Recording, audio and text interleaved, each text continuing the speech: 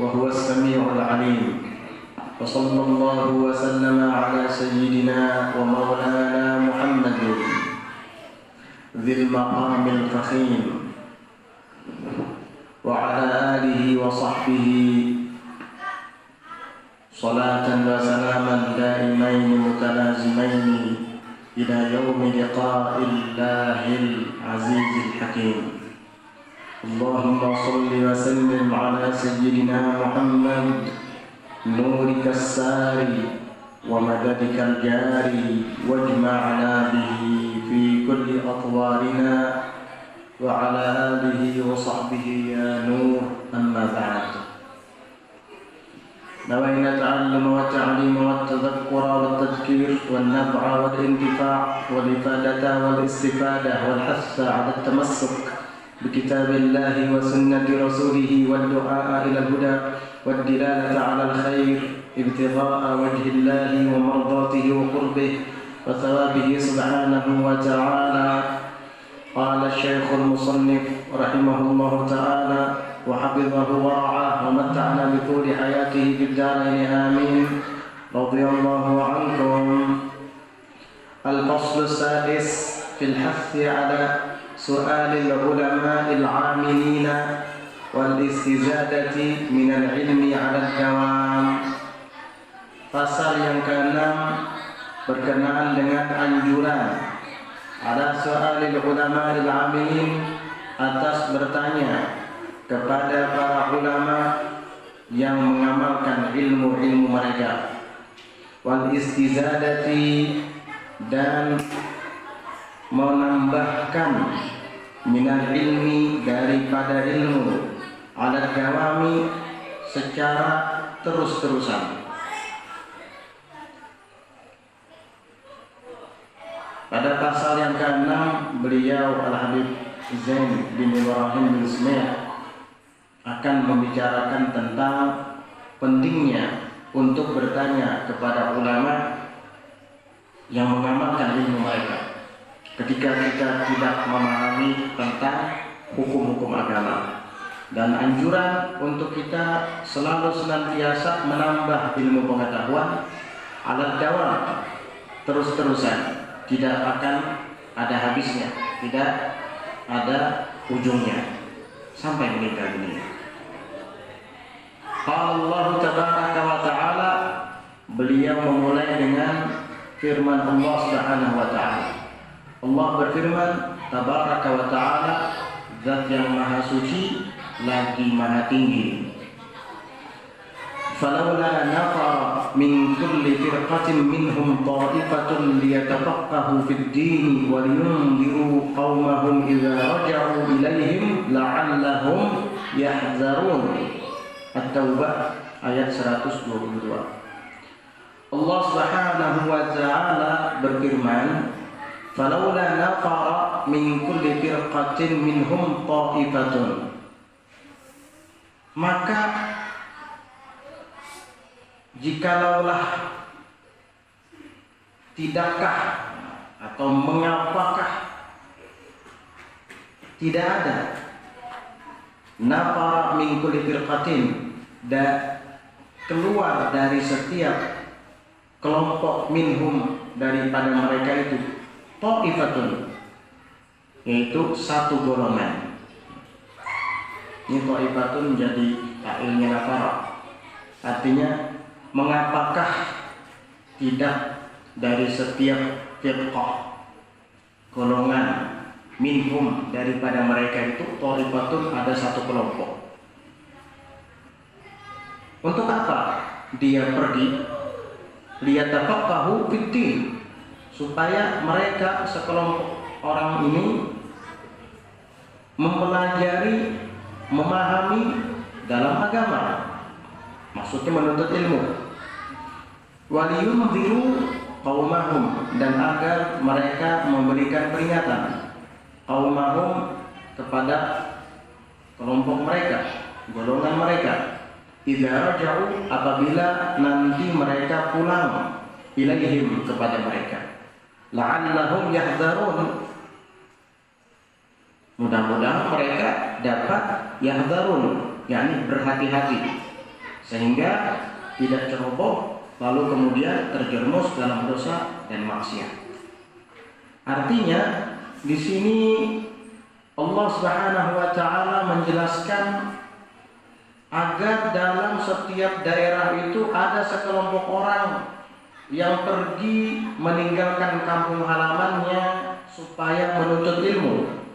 Tujuannya nanti apabila selesai daripada menuntut ilmu, dia pulang kembali ke kampungnya dapat memberikan pengajaran, peringatan kepada orang-orang yang ada di sekitarnya, supaya orang-orang yang ada di sekitarnya itu dapat mawas diri dan waspada, sehingga tidak akan melakukan dosa-dosa karena tahu mana yang dosa, mana yang tidak. Itu tujuannya.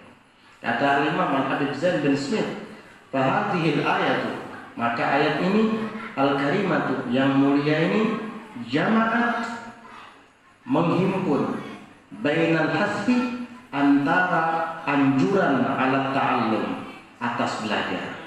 Ini satu.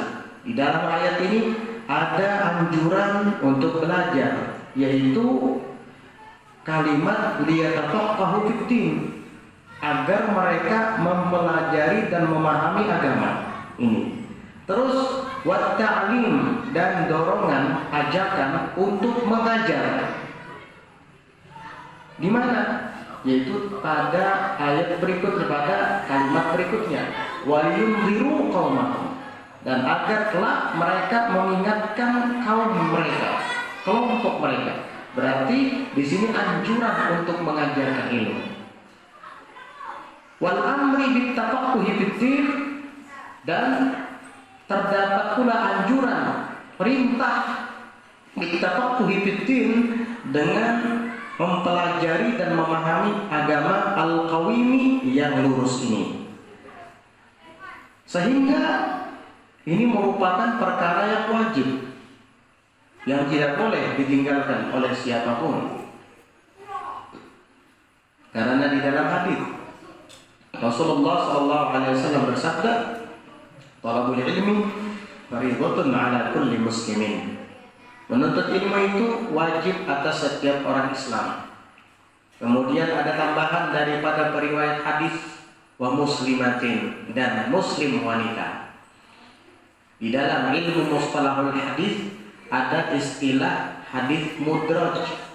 Hadis mudraj itu adalah hadis yang ditambahkan oleh periwayat hadis supaya maknanya itu lebih jelas dan dimengerti oleh orang yang mendengarkannya. Makanya hadis yang datangnya langsung dari Nabi, kalimatnya hanya sampai kepada muslimin saja. Thalabul ilmi fardhatun 'ala kulli muslimin. Menuntut ilmu itu adalah kewajiban atas setiap orang muslim. Tidak ada kalimat muslimahnya. Tapi supaya lebih jelas dan lebih dapat dipahami lagi oleh pendengar, makanya ditambahkan periwayat kalimat wa muslimatin. Itu namanya hadits mudraj.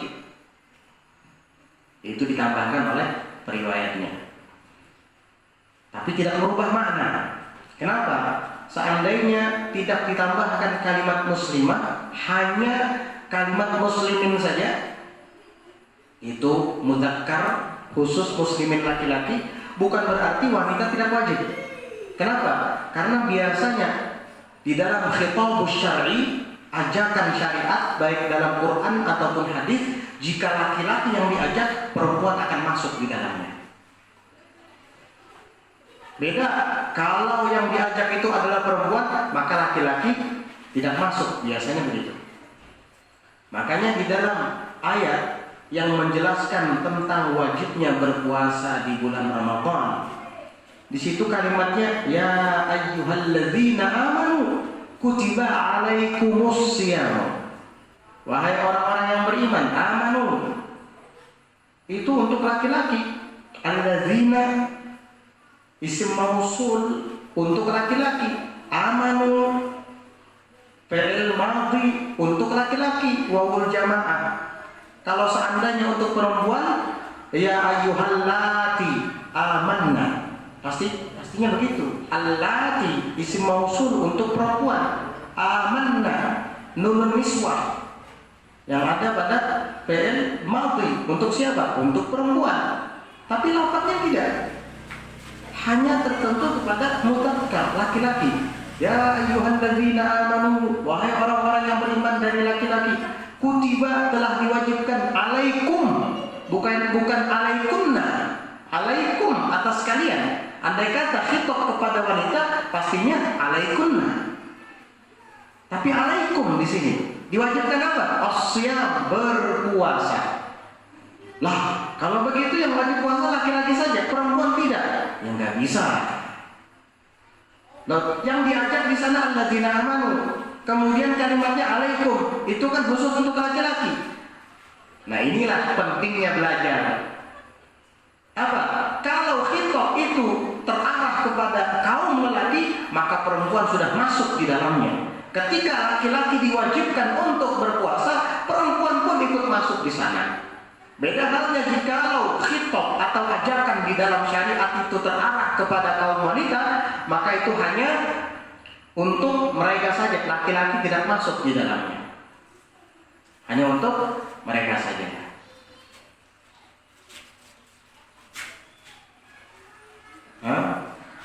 Ada kan di dalam ayat itu apa? Walil mutalaqqati yatarabbasna salasata quru.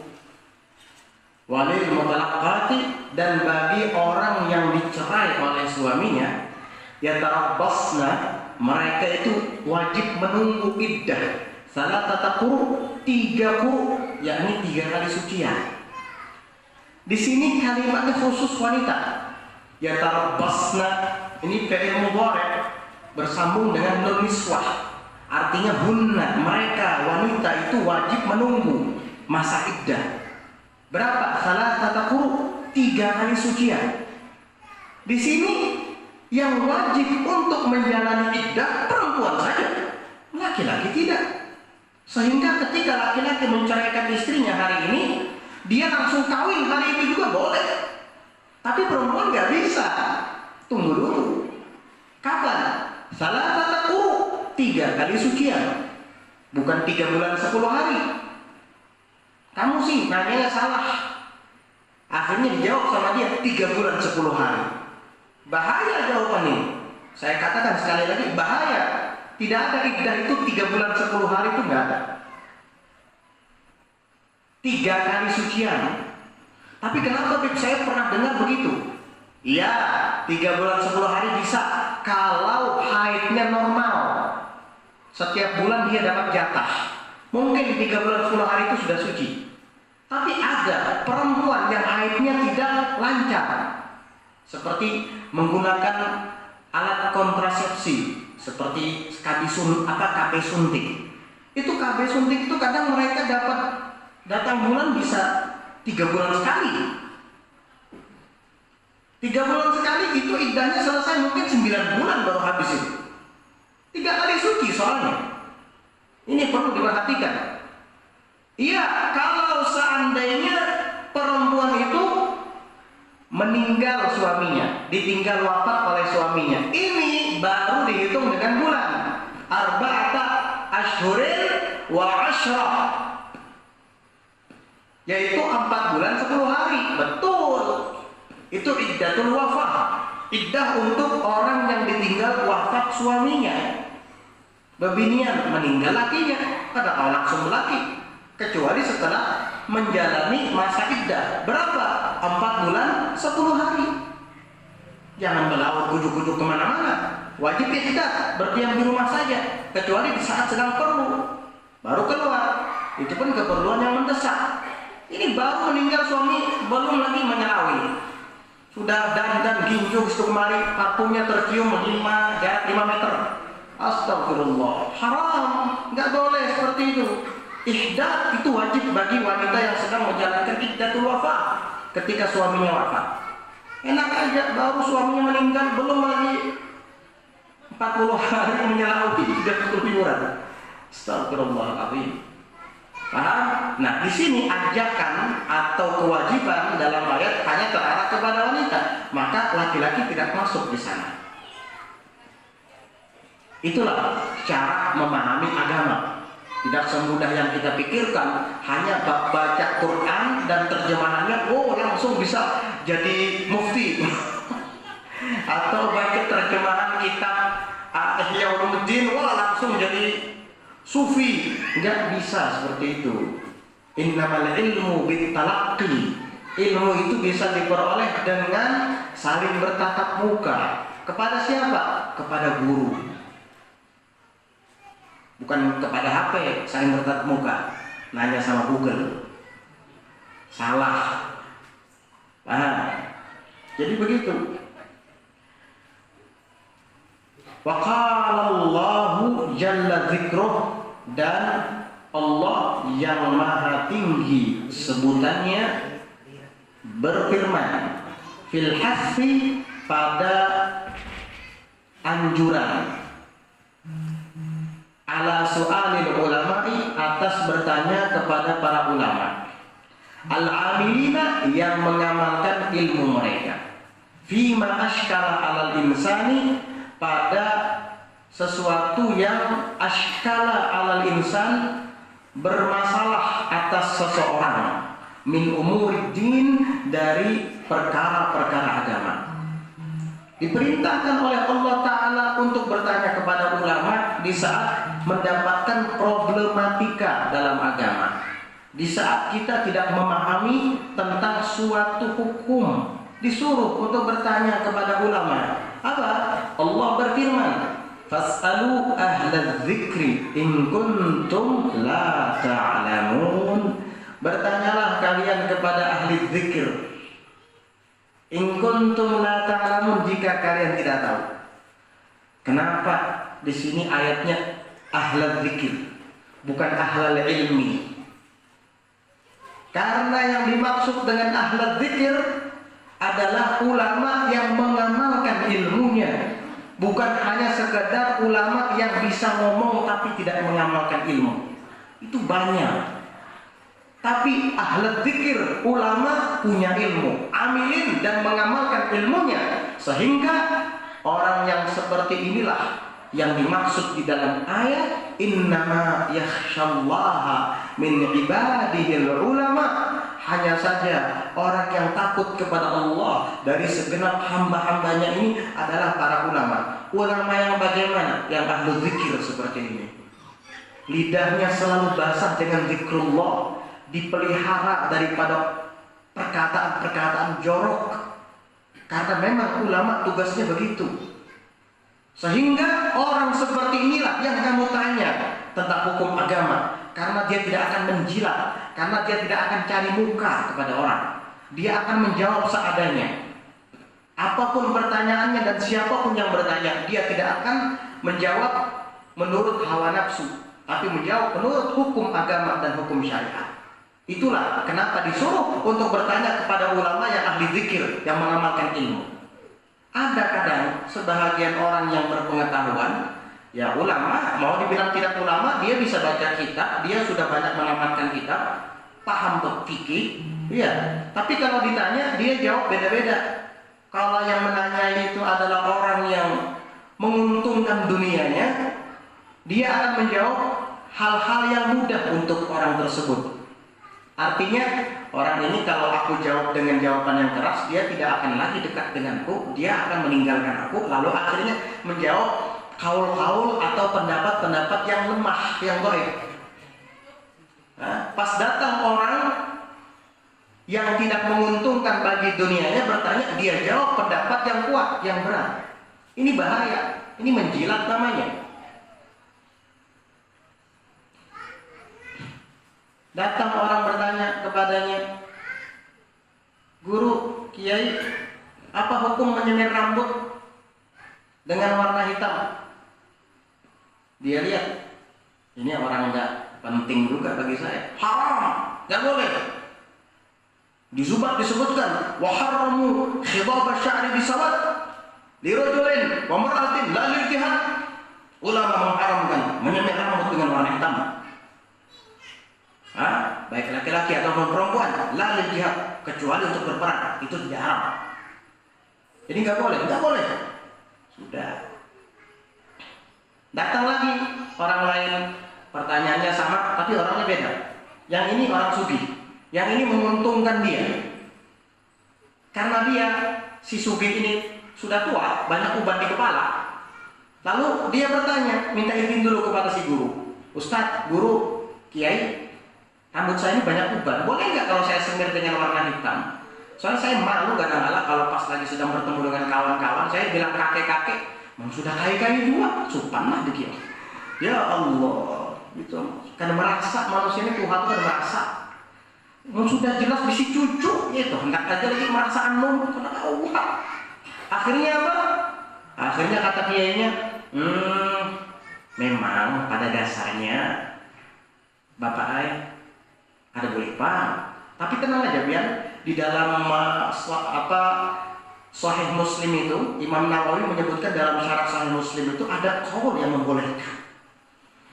Jadi biarkan Bapak lompat itu kan Bapak, cuman tidak pada orang lah.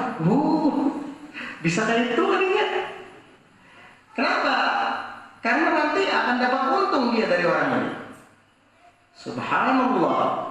Giliran tidak menguntungkan dia, haram, gak boleh, dosa kamu, neraka kamu nanti. Iya, ini. Pas menguntungkan dia, ada apa aja yang pakai. Ada tuh di dalam syarah Sahih Muslim Imam Nawawi menyebutkan qaul di situ. Waduh, ini ulama dunia. Na'udzubillah. Orang seperti ini jangan ditanya. Dia akan menyesatkan kamu. Karena dia ingin mendapatkan keuntungan materi duniawi dari si penanya, bukan ingin mendapatkan ridho Allah. Jangan sembarangan. Al-Imam Ad-Darimi menyebutkan dalam riwayat tentang hadis Nabi sallallahu alaihi wasallam. Beliau bersabda, "Ajra'ukum 'alal futya, ajra'ukum 'alan nar." Orang yang paling berani di antara kalian berfatwa menjawab pertanyaan secara gegabah, itu berarti dia adalah orang yang paling lancang dan berani kepada neraka. Kalau salah, neraka yang menghadap. Karena kamu telah melakukan kesalahan fatal dalam agama yang seharusnya tidak boleh kamu katakan boleh, misalnya lantaran kamu sembarangan menjawabnya, berarti kamu akan berhadapan dengan neraka. Ajra'ukum 'alal futya, ajra'ukum 'alan nar. Orang yang paling berani di antara kamu berfatwa, dialah yang paling lancang dan berani kepada neraka. Oleh karena ini disebutkan di dalam kitab Muqaddimatil Majmu' Syarhil Muhadzab. Al-Muhadzab itu karangan Abu Ishaq Asy-Syirazi, 4 jilid.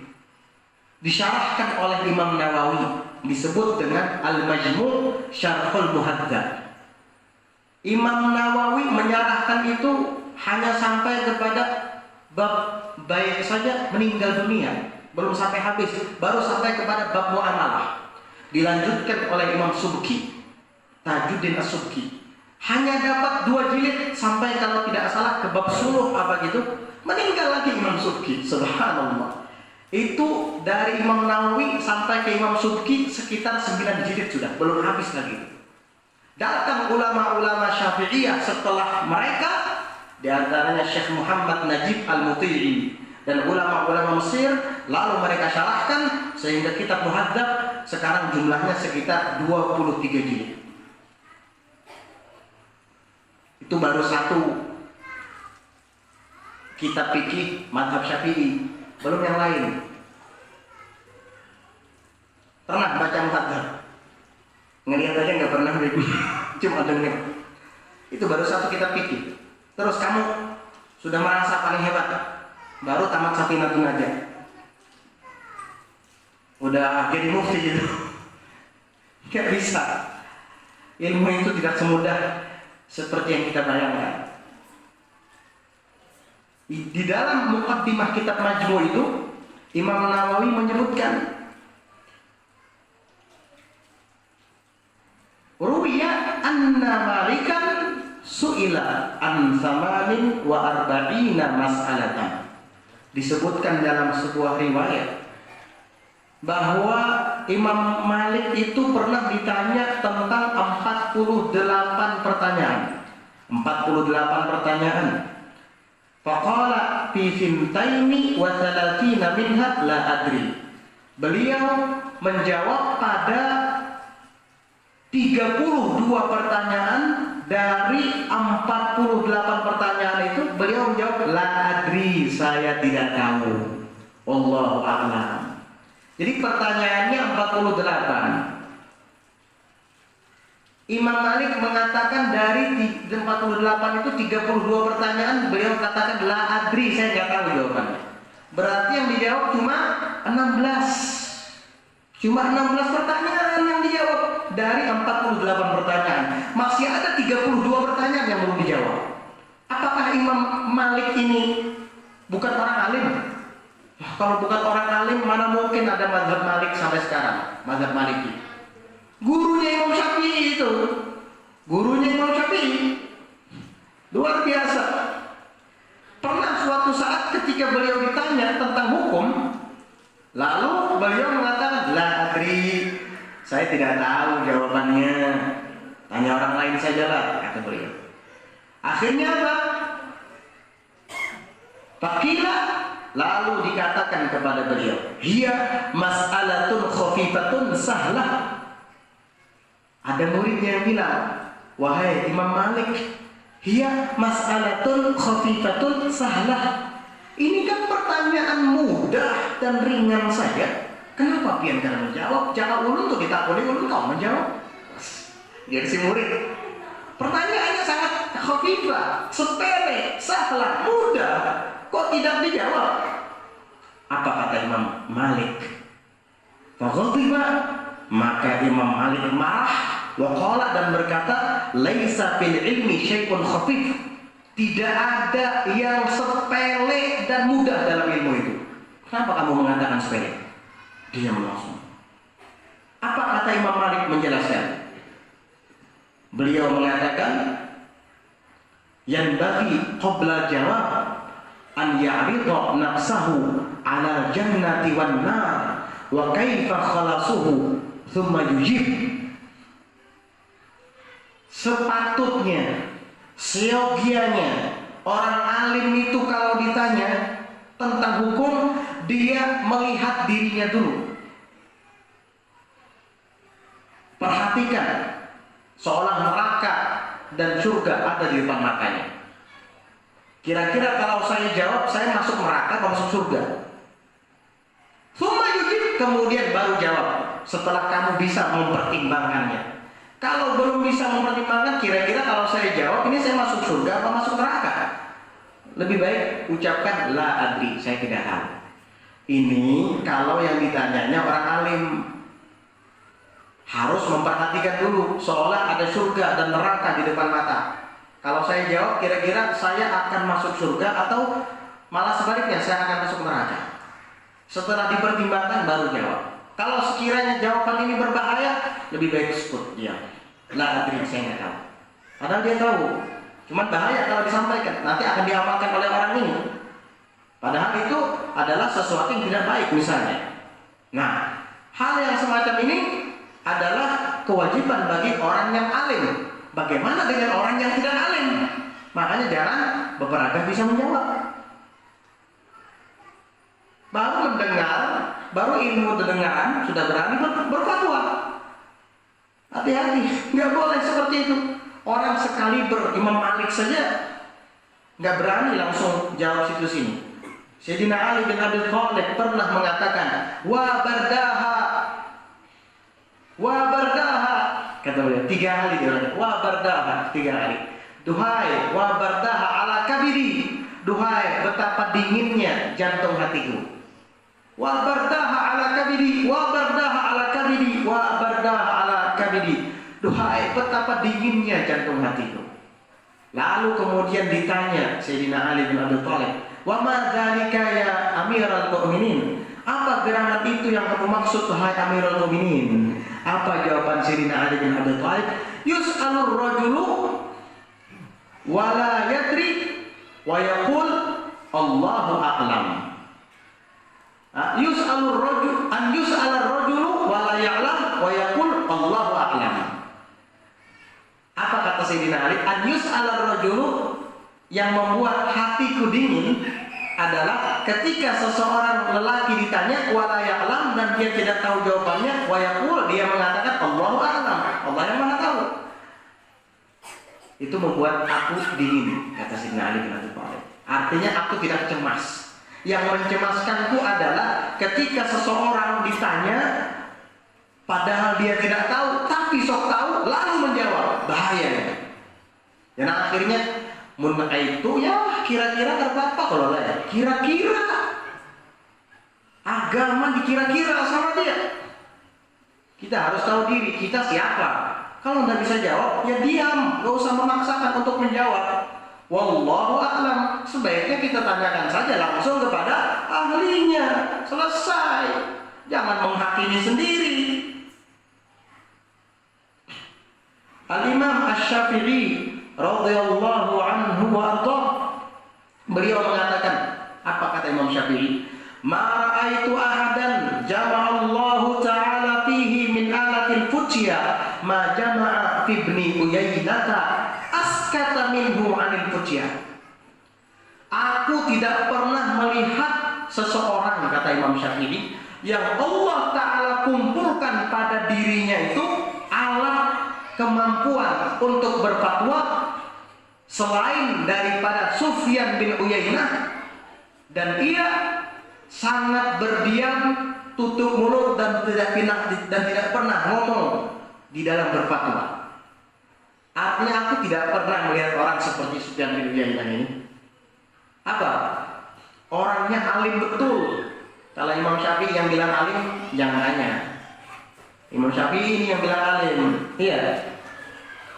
Kalau kita yang bilang alim, ya kelas kita. Kalau sudah Imam Syafi'i yang bilang alim, wah lain lagi ceritanya. Iya. Anak kecil melihat kawannya sama-sama kecil bisa ngangkat ember, wah tepuk tangannya, wajar sama-sama kecil. Kita yang tua melihat anak kecil ngangkat ember biasa, masa kita ikut tepuk tangan? Kan bukan kelasnya. Wah anak kecil melihat kawannya bisa ngangkat ember, wah senang dia, kuat kamu, kuat kamu. Kalau orang tua melihat ini biasa. Iya, ya kalau dia bisa ngangkat drum sendirian, baru ini hebat, kan begitu. Jadi kalau sekelas Imam Syafi'i mengatakan fulan hebat, berarti jangan diragukan keilmuannya. Ini Imam Syafi'i mengatakan Sufyan bin Uyainah itu keilmuannya itu sudah sangat sempurna. Aku tidak pernah melihat orang yang seperti Sufyan bin Uyainah. Bahkan Imam Syafi'i belajar kepada Sufyan bin Uyainah. Keilmuannya itu sangat lengkap. Alat untuk berfatwa itu ada padanya, tapi dia sangat diam. Artinya sangat tidak berani untuk berfatwa. Askat itu isim taqdir, artinya lebih berdiam daripada yang lain. Justru kadang orang yang di bawahnya yang berani jawab, dia malah diam. Subhanallah. Gak kayak sekarang, masing-masing mengklaim dirinya seolah-olah hebat. No, apa? Masjid peparakan ini kata sah, kurang harus sekian kilometer. Dari mana kamu tahu ada jarak sekian kilometer? Apa patokan jarak antara masjid ke masjid itu, jauh atau dekatnya? Itu ada kaidahnya dalam ilmu fikih. Bukan dengan jarak. Nyamuknya jarak nang 1 kilo, ya ada 2 kilo, ya ada kawan. Sejak kapan ada istilah jarak kilometer-kilometer itu? Enggak, kira-kira aja. Kalau kira-kira baik diem, gak usah ngomong, usah. Ada kaidahnya. Apa sih yang dimaksud berdekatan Jumat itu, lalu kemudian dianggap tidak sah, dan sampai kemana aja dobit dan had, batasannya itu ada dibahas itu dalam kitab-kitab fikih. Kalau kamu udah tahu, mending diem. Nanti salah. Kalau salah kamu dosa. Ini hukum agama. Kalau salah berhitung nggak apa-apa. 1 tambah 1 10, nggak apa-apa, nggak dosa kok. Iya. BUBU, DID, badak misalnya, dosa. Paling kamu dibilang buta huruf, gitu aja. Tapi nggak dosa. Tapi kalau nggak boleh, boleh, halal, haram, tapi batal, dosa. Sebaiknya apa? Diam. Terus tanya yang ahlinya. Makanya disuruh untuk fas'alu ahla dzikri in kuntum la ta'lamun. Qala Syekhul Imam Abdullah bin Alawi Al-Haddad nafa'allahu bih. Berkata Syekh Al-Imam Abdullah bin Alawi Al-Haddad nafa'allahu bih, semoga Allah berikan kemanfaatan kepada kita dengan berkat beliau. As-su'alu, pertanyaan itu, miftahun, adalah laksana kunci. Yutawassalu bihi ila ma fis suduri wal qulub, yang akan dihubungkan atau disampaikan bihi dengan kunci itu ila ma fis sudur, kepada apa yang ada di dalam dada, wal qulub, dan di dalam hati, min ma'anil ulum, daripada makna-makna ilmu, wa asraril ghuyub, dan rahasia-rahasia yang gaib. Kuncinya pertanyaan. Kuncinya adalah bertanya. Kalau kita ingin mendapatkan ilmu-ilmu dan makna-maknanya serta rahasianya masuk ke dalam hati kita, kuncinya adalah as-su'al, bertanya. Kalau kamu tidak tahu tapi tidak bertanya, kamu tidak akan mendapatkan apa-apa dalam hatimu. Tapi kalau kamu tidak tahu lalu bertanya kepada ulama yang ahlinya dan beliau jawab pertanyaanmu, maka jawabannya itu nanti akan masuk ke dalam hati kita. Itulah ma'anil ulum wa asraril ghuyub, makna-makna ilmu dan rahasia-rahasia yang gaib yang akan masuk ke dalam hatimu, ke dalam dadamu melalui apa? Pertanyaan. Kuncinya adalah pertanyaan. Malu bertanya sesat di jalan. Kalau pada anak kesasat, ya bertakun.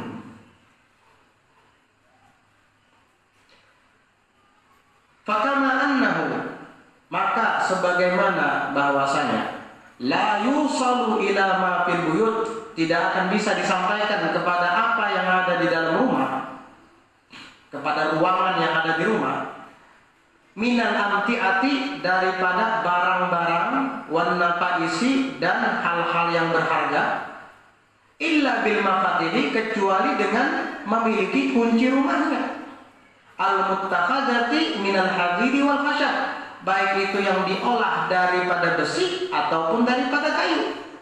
Kadzalika, maka begitu pula la yusalu ila ma indal ulama'il arifina minal ulum, tidak akan bisa disampaikan kepada apa yang ada pada ulama yang arifin, arif billah, daripada ilmu-ilmu dan ma'rifat-ma'rifat, illa, kecuali bil asilati, dengan pertanyaan-pertanyaan al-muttakhadati, yang dibuat min talabil istifadah, daripada meminta faidah. Pertanyaan itu diadakan tujuannya minta faidah, minta ilmu pengetahuan, makrunan, yang diiringi disertai bisidqi, dengan kejujuran, warraghabati, dan dengan kegemaran, wa husnil adabi, dan dengan keelokan adab. Kamu akan dapat makrifat yang ada di dada ulama itu. Kamu akan juga memiliki ilmu dan rahasia yang ada di dada beliau sampai kepada kamu, karena kamu bertanya. Barang berharga ada di luar rumah, pengen kita masukkan ke dalam rumah, tapi kuncinya kan ada. Ya stop dulu, Anda di pelataran aja dulu. Ya, sampai kuncinya ada, baru kita bisa memasukkan barang-barang berharga itu ke dalam rumah. Begitu pula hati kita ini, ingin dimasuki ilmu dan ma'rifat, ingin dimasuki asrar dan anwar daripada ilmu, ya kamu harus buka dengan pertanyaan. Ketika dibuka hati ulama itu dengan pertanyaan kita, dan kita buka hati kita, maka apa yang ada di dada ulama itu melalui lisannya dia sampaikan ke kita dan akan masuk ke dalam hati kita. Sehingga sedikit banyak kita akan memiliki seperti yang beliau miliki. Kita tidak paham tentang misalnya membaca adab membaca wirid misalnya. Tanya kita kepada guru kita, wahai Syekh, apa sih adab membaca wirid? Beliau akan menjawab sesuai dengan ilmu yang ada di dalam dadanya. Kata beliau, adab membaca wirid atau zikir, kamu harus berwudu dulu, bersih daripada hadas besar dan hadas kecil, tutup aurat dengan rapi, kemudian duduk menghadap kiblat dengan khusyuk. Kalau bisa sebelumnya setelah wudu itu kamu sholat rakaatain wudu dulu. Kemudian duduk dan hadirkan Allah Subhanahu wa taala dalam hatimu, lenyapkan semua yang berkaitan dengan dunia. Sebut namanya dengan khusyuk, Allah, la ilaha illallah. Bersalawat kepada Nabi, kamu hadirkan seolah-olah sosoknya yang mulia ada di depan matamu. Dengan khusyuk kamu ucapkan Allahumma salli ala sayyidina Muhammad wa ala alihi wa sahbihi wa sallim misalnya. Itu ilmu yang disampaikan beliau ke kita dari dadanya itu. Ketika kita dengar dan kita simak dengan baik jawabannya itu, lalu disambut oleh hati kita. Disinilah masuk rahasia dari sang guru kepada murid. Melalui apa itu bisa terjadi? Melalui pertanyaan tadi. Coba kalau kamu diam, tutup mulut, nggak bertanya, nggak masuk ilmu ke dalam dada. Jadi begitu. Ya mungkin kalau kita terus-terusan duduk di depan beliau mendengarkan ucapan beliau, ya masuklah kepada kita. Tapi ada ilmu khusus yang mungkin tidak masuk ke dalam hati kita, kecuali dengan jalan bertanya. Di sinilah kita dianjurkan untuk bertanya. Tapi ingat, bertanya itu adalah min talabil istifadah tadi. Tujuannya ingin mencari faidah, manfaat. Dan makrunan bisidqi, beriringan dengan kejujuran. Bukan untuk menguji coba. Ini kadang inya yang bertanya, inya yang menjawab. Ini kan bertanya namanya ini. Orang petakon nah, lagi kamar. Nah, tempat tanya orang petakon di warung pulang lagi juga. Tahulah asal dirinya apa? Pertanyaan, betul toh? Kalau pertanyaan harus ada yang menjawab kan? Ketika mereka tidak dapat menjawab, mereka mengatakan, nah kada tahu bukan kami. Sekali ini inya seorang menjawab, Tuhan kan takut. Tuhannya hendak minta tangguh.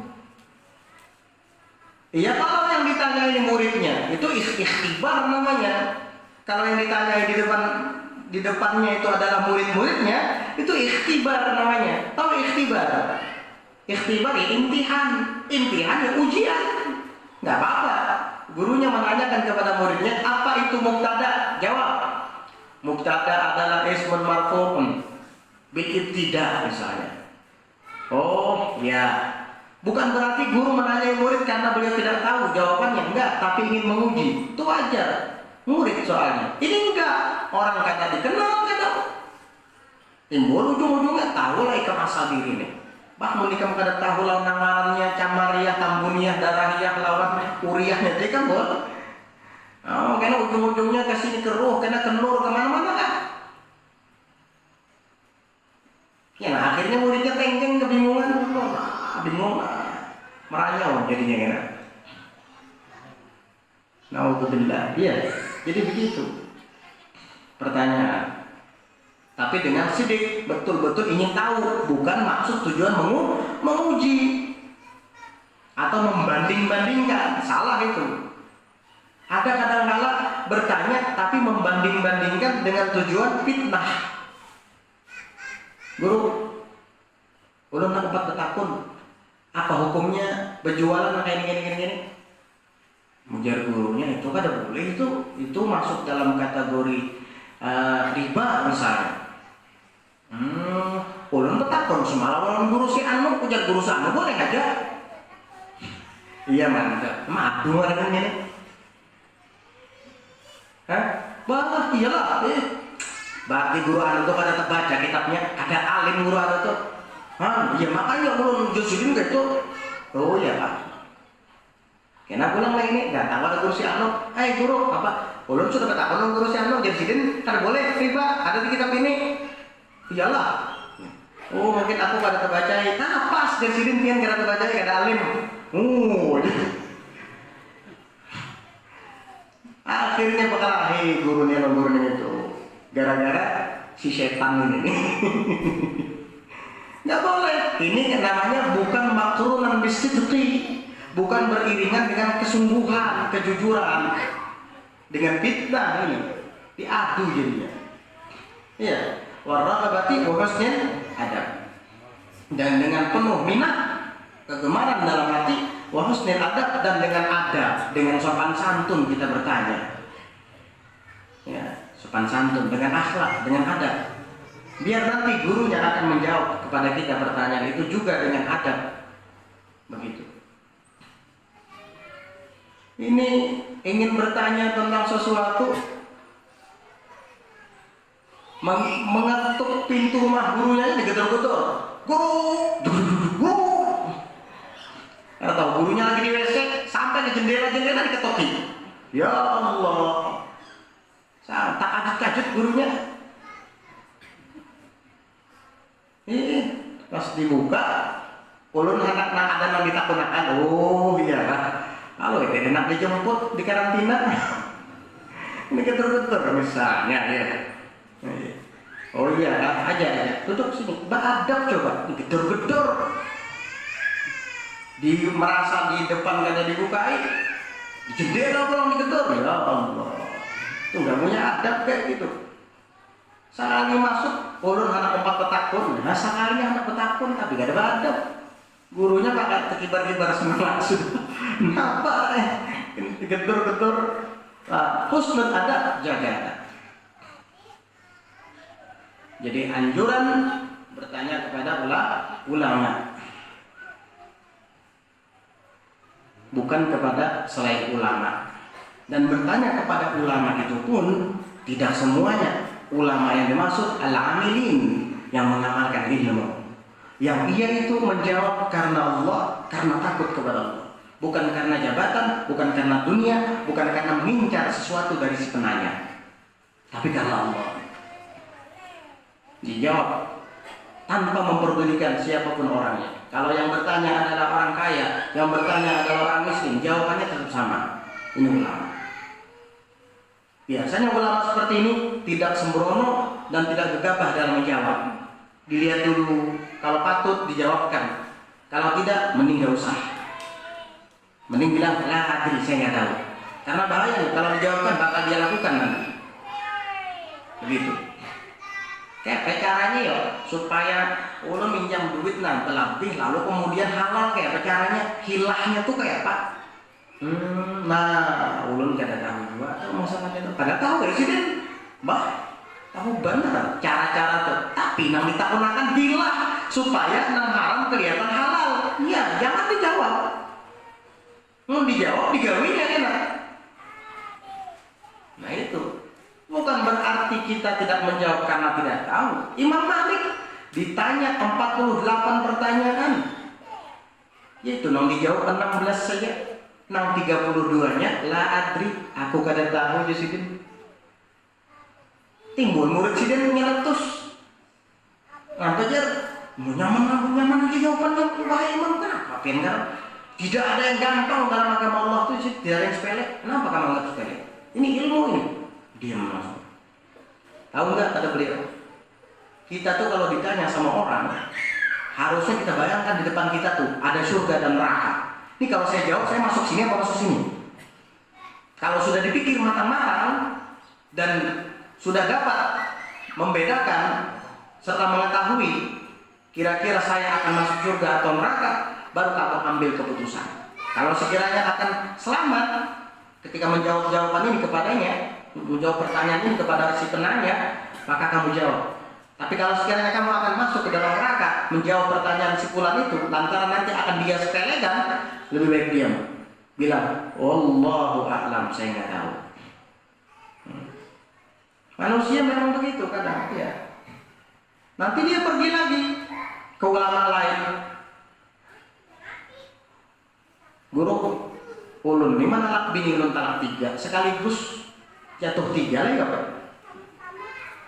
Ujar guru nang ini jatuh 3 itu.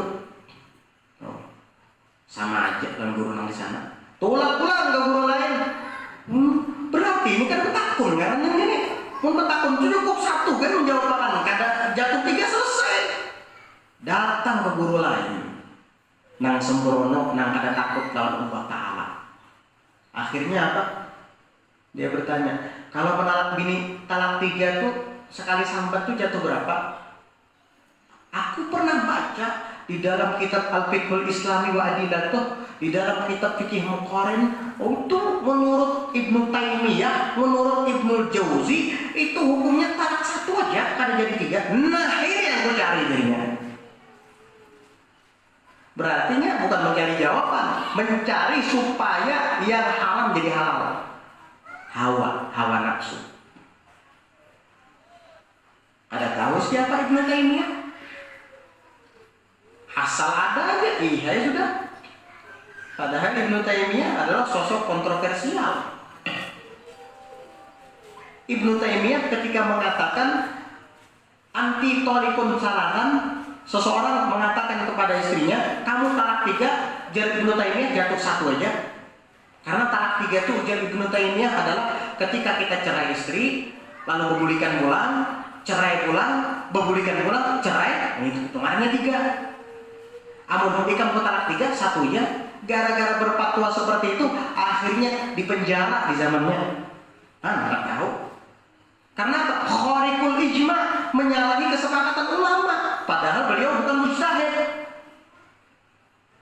Sampai di zaman sekarang, kaul itu dipakai. Penjara aja rumah itu. Ibnu Taimiyah saja di penjara gara-gara itu. Baca tuh sejarah. Ada Al-Imam Ibnu Hajar Al-Asqalani mengarang kitab judulnya Ad-Durarul Kaminah, 3 jilid. Di situ disebutkan tuh riwayat hidup atau terjemahnya Ibnu Taimiyah. Jadi antaranya beliau memfatwakan seperti itu di penjara karena dianggap menyalahi keputusan bersama para ulama Ahlus Sunnah di zaman itu. Ini supaya kita tahu aja, kita bukan menggibah Ibnu Taimiyah, ingin ngasih tahu supaya hati-hati, tidak sembarangan. Mentang-mentang ada di kitab kaul boleh dipakai, nggak bisa. Ada filternya. Kalau kamu tidak punya filter, gak usah baca kitab. Bahaya nanti. Dhalun mudil, sesat menyesatkan orang. Makanya belajar itu berguru. Apalagi sekarang kitab-kitab fikih banyak terjemahannya loh. Jadi enak, tinggal baca pakai bahasa Indonesia. Kadang si penerjemah bisa salah dalam terjemahan. Tapi kalau kita berguru, insya Allah jangan khawatir. Karena guru kita juga punya guru. Tidak mungkin salah dia. Karena kalau dia salah pasti gurunya negur. Gurunya punya guru lagi. Kalau dia salah gurunya di atas negur. Gurunya punya guru lagi. Gurunya punya guru lagi. Sampai sahabat, sampai Rasulullah SAW. Bersanad. Ilmu itu harus bersanad. Jadi begitu. Jadi ulama ini ketika ditanya, mereka kadang menjawabkan dengan penuh hati-hati. Ketika tadi ditanya, jatuh 3 selesai, udah ambil, jangan kemana-mana lagi. Ini kemana-mana nyari supaya 3 tadi jadi 1 aja. Ya kalau cari-cari kayak gitu banyak, ya ada aja. Namanya pendapat-pendapat dalam agama itu macam-macam, mazhabnya pun beda-beda. Nggak bisa seperti itu. Talfik jadinya nanti, campur aduk mazhab, gaduh-gaduh mazhabnya. Bukan Syafi'i, bukan Maliki, bukan Hanafi, bukan Syafi'i, bukan pula Hambali. Dalam mazhab Imam Malik, nikah itu cukup ada wali saja, walaupun saksi kededa, sah. Wali yang menikahkan sah, ada pakai saksi-saksian. Berarti dalam pernikahan menurut mazhab Maliki cukup abah babinian, lawan lakiannya, selesai. Kan sini nikah sama anaknya. Nih, angkat tukar ibu nanti fulana. Tapi itu nikah harus sah. Menikahkan yang sama anakku si Allah ini nah. Maharnya 3.000 rupiah aja. Ulun terima nikahnya si Allah dengan mahar 3.000 rupiah. Sah. Saksinya ada sah dalam mazhab Malik. Jadi kalau bisa kesaksian. Dalam mazhab Hanafi justru wali kada wajib asal ada saksi. Pulang mazhab Hanafi itu. Jadi dalam mazhab Hanafi ketika adanya saksi, wali kededa langsung dinikahkan sah. Iya. Lalu ada orang hendak berkawinan non binian, Jadinya kita langsung berduaan aja menikahan. Ada usah wali-walian, ada usah saksi-saksian. Aku nikahi ikam dengan mahar 10.000 rupiah. Aja oleh rela jadi bini-binian 10.000 rupiah. Kenapa? Kada bawa wali-walian. Ujar Imam Hanafi tadi, kada apa-apa kada bawa wali-walian. Terus saksi, ujar Imam Malik tadi, kada apa-apa kada bersaksi-saksian. Haro, dicomot-comot madhab jadinya. Nah kayak puzzle disusun situ kemari. Kayak nyusun bata aja. Ya Allah. Imbah itu pula menalak bini kada jatuh ini talak. Kenapa? Karena menurut mazhab Imam Syafi'i nikah kita kada sah. Amun nikah kada sah, kada ada talak.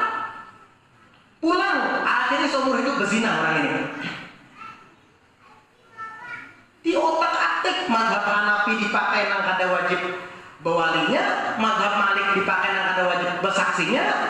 Dalam hal talak mengambil Syafi'i mah haronya. 3 mazhab diambil sekaligus, dikeroyok oleh satu orang.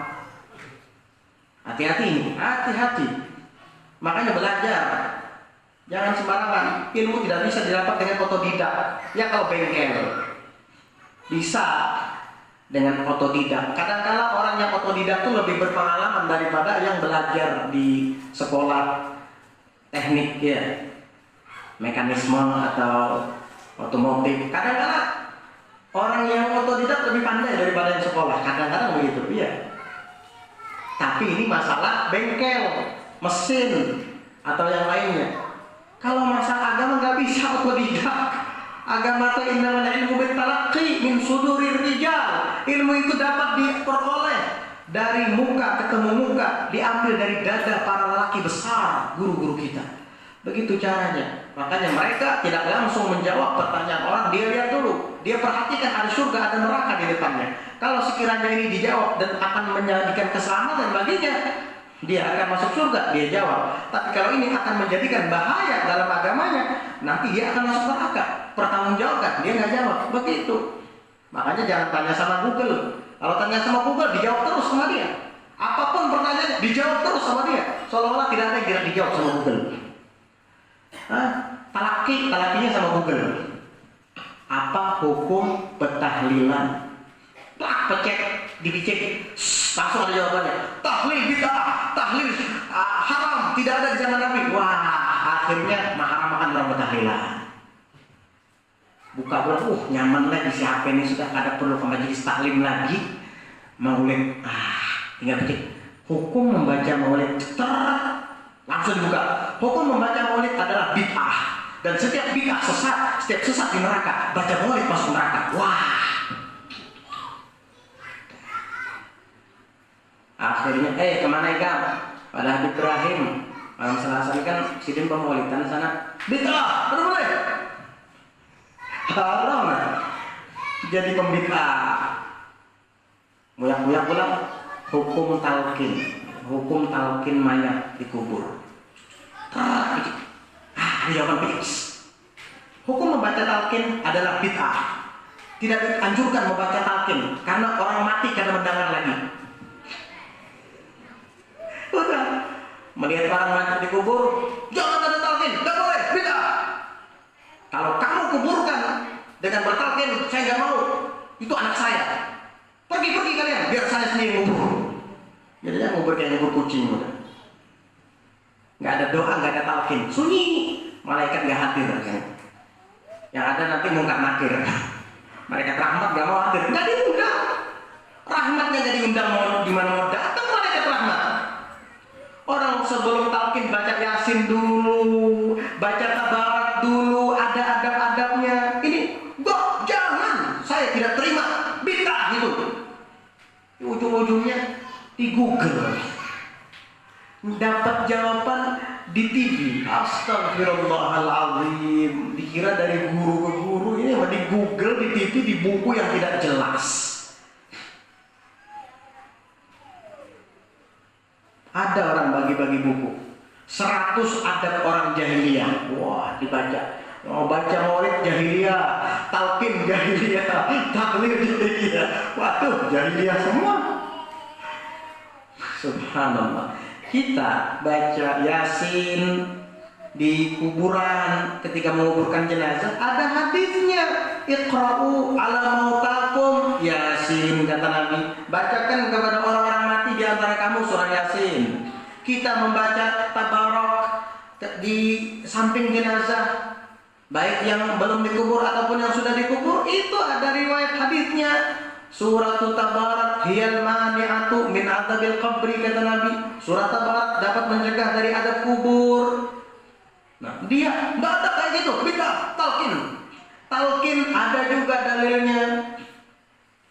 Idza dafantum al-mayyita fasawaitum alaihi turab faqul lahu tsabbatakallah atau ya fulan ibna fulan atau ya fulan ibna fulana. Idza qila laka man rabbuka qul Allahu Rabbi. Begitu seterusnya. Ada itu disebutkan. Walaupun hadisnya kadang dhaif, tapi hadis dhaif bukan berarti bukan hadis. Ini seolah-olah hadis dhaif itu bukan hadis. Dhaif itu. Loh, ente belajar dulu mustalahul hadis. Bukan berarti setiap hadis yang dhaif itu tidak boleh diamalkan. Iya, kalau hadis maudhu itu hadis palsu, itu yang tidak boleh diamalkan. Gimana mau menjelaskan orang tidak belajar ilmu mustalahul hadis? Bingung, tetap aja dikarasinya juga. Mun ilmu kepakai karasan tuh kuat-kuat nama karasi dia lagi, siapa nama kuat mengarasi itu nama. Kalau ilmu agama tuh bukan dengan bakal karasan, ada semuanya lengkap.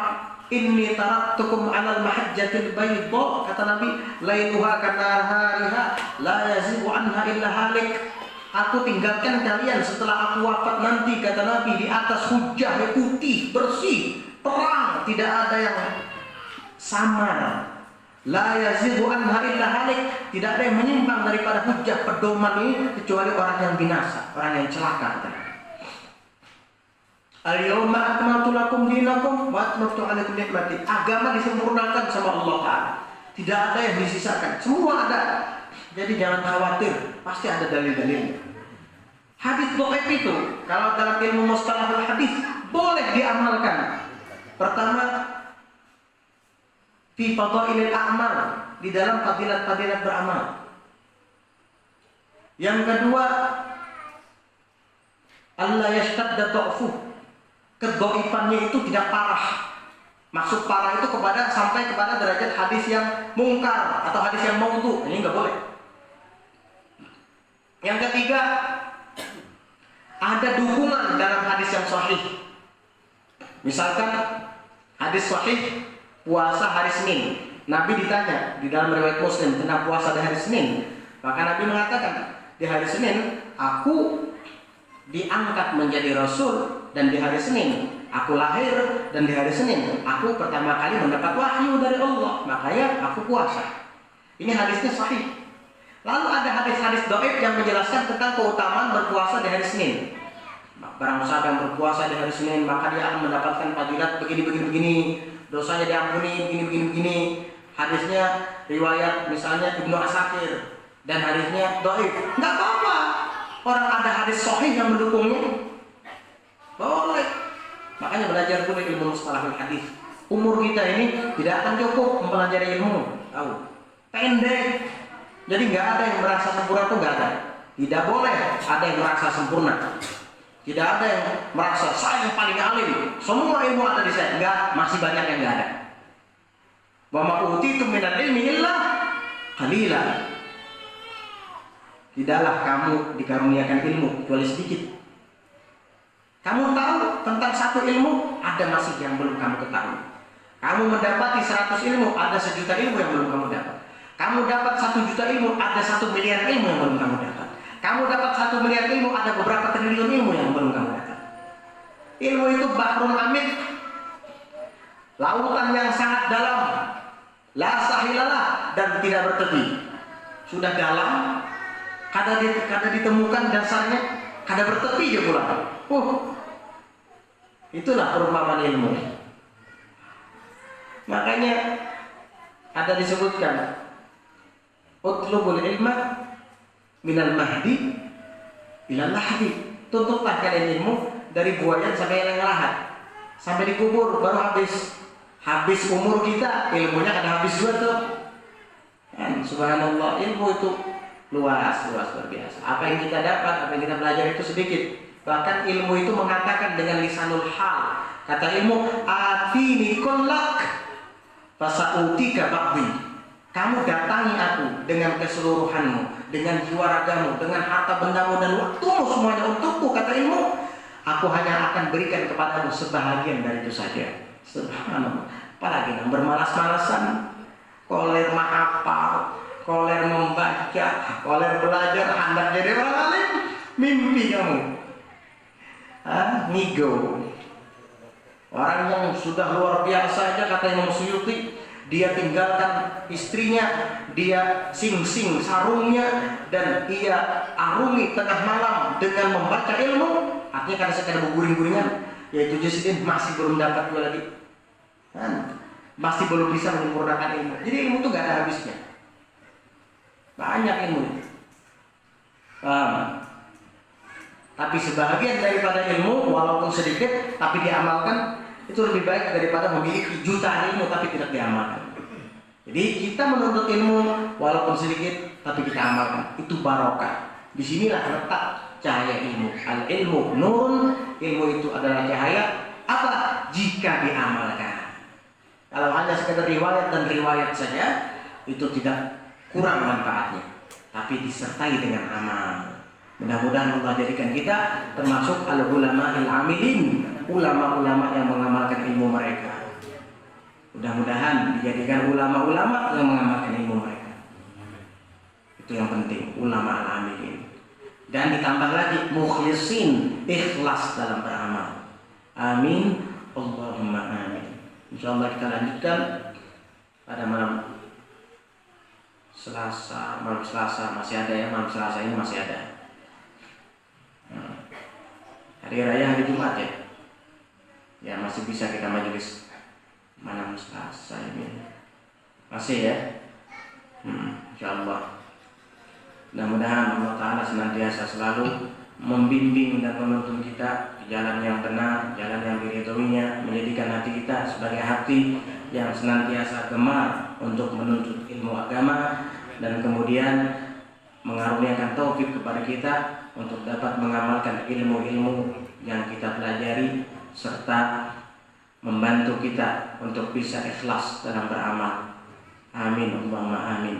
Ala hadhihi niyyah wa ala kulli niyyatin shalihatin jami'atin syamilah li khairatid dunya wal akhirah wa ila hadratin nabi Muhammadin sallallahu alaihi wa ala alihi wasallam. Al-Fatihah.